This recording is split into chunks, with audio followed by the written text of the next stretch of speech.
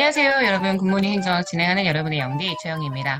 자, 우리 벌써 22일 차입니다. 월요일 4주차의 시작입니다. 사장 챕터 4의 성과 관리부터 시작을 할 거고요. 25번의 내용부터 들어가도록 하겠습니다. 제가 성과 관리 파트 하면서 우리 어저께 진행했어야 하는 챕터 3의 교육 훈련 파트를 좀 뺐어요. 그래서 교육 훈련과 성과 관리를 지금 이번에 함께 다루고 있다고 생각하시면 됩니다.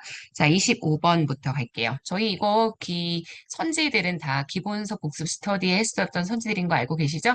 기본서 복습 스터디 자료 가지고 계신 자료, 분들 자료 활용하시라고 제가 넘버링 바꾸지 않았으니까 알고 계셔야 해요. 자, 갑시다.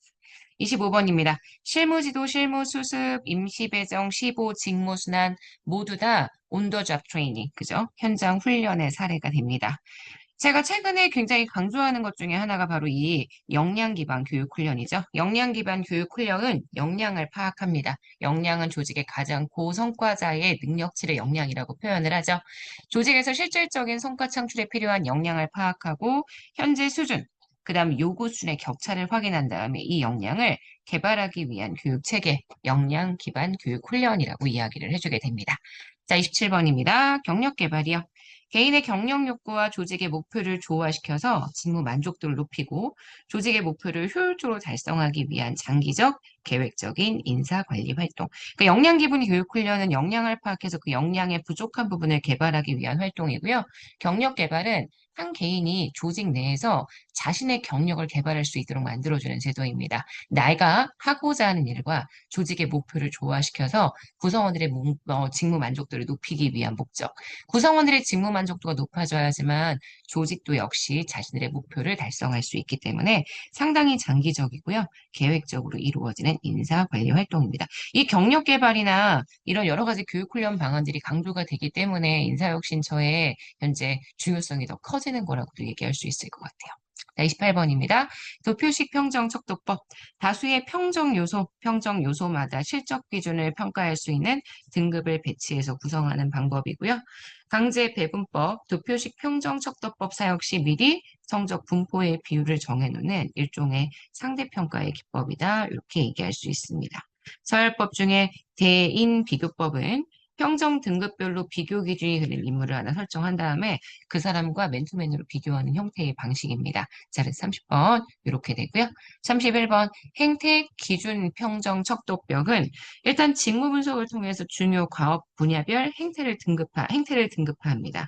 그래서 도표식 평정 척도법에서 설명하고 있는 과업별, 행태별 점수 그리고 중요 사건을 하나하나 따지는 것들, 중요 사건 기록법을 결합한 방식인데 제가 말씀드렸지만 행책 기준 평정 척도법이나 행책 관찰 평정 척도법은 기출 문제가 없습니다. 요거는 그냥 이 방법이 궁금하신 분들은 기본서를 한번 보시는 게 더 유리할 거예요.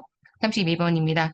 연쇄효과의 오류를 해결하기 위해서 각 평정 요소들을 모든 피평정자들을 순차적으로 평정하거나 그러니까 요소별로 평정하는 게 아니 사람별로 평정하는 게 아니라 요소별로 사람을 평정하는 방법, 요소를 중심으로 평정하는 방법들이 나타나면 좋고요. 평정 요소가 비슷해 보이는 것들을 일부러 멀리 떨어뜨려서 유사한 평정 요소들이 멀리 떨어지게 만들어주는 요소별 배열 순서 같은 것들 따져주시면 됩니다. 규칙적 오류는 언제나 좋은 점수, 관대화나 언제나 나쁜 점수, 엄격화의 오류가 규칙적으로 반복되는 거고요. 대비 오차는 대인 비교 같은 데에서 발생하는 오타죠. 평정자가 평정 대상자를 다른 사람과 비교해서 발생하게 되는 오류이다. 이렇게 얘기할 수 있습니다. 자, 그다음 평가 방식에 대한 이야기, 구체적으로 우리나라가 쓰고 있는 평가에 대한 얘기도 해볼게요. 자, 성과 계약 등의 평가는 우리나라 4급 이상 공무원입니다. 근무 성적 평정은 5급 이하입니다. 그래서 4급 이상의 공무원, 고위공무원단 포함하여 연구관, 지도관에게 적용하고요. 우리나라 근무 성적 평정은 5급 이하입니다. 연 2회 실시를 원칙으로 한다. 이렇게 되어 있습니다. 자, 우리나라의 담협평가 제도입니다. 역량 평정 결과를 능력 개발이나 인사관리 목적으로만 활용하죠. 승진이나 성과급 지급 등의 인사 고과에서는 참고 자료로만 사용하게끔 만들어주는 거 아시겠지만 부작용이 꽤 크기 때문에 그 부작용으로 인해서 얘를 우리가 참고 자료로만 쓰고 있다는 것도 제가 강조했던 내용 중에 하나입니다. 4번이에요. 역량평가는 업무 수행을 위해서 충분한 역량을 보유하고 있는지를 미리 검증하는 장치입니다. 현재 우리나라는 고위공무원단과 과장급 후보자의 진급 심사니까 1상급에 해당하는 고위공무원단, 4급에 해당하는 과장급 후보자 진급 심사에 도입되어 있습니다. 자, 그럼 문제 한번 들어가 볼게요. 1번입니다. 교육훈련 방법에 대한 설명으로 옳은 거 됐어요. 액션 러닝은 교육 참가자들이 팀을 구성해서 실제 현안 문제를 해결하면서 문제 해결 과정에 대해서 성찰하도록 해서 지우는 행동 학습, 러닝 바이 두잉이고요.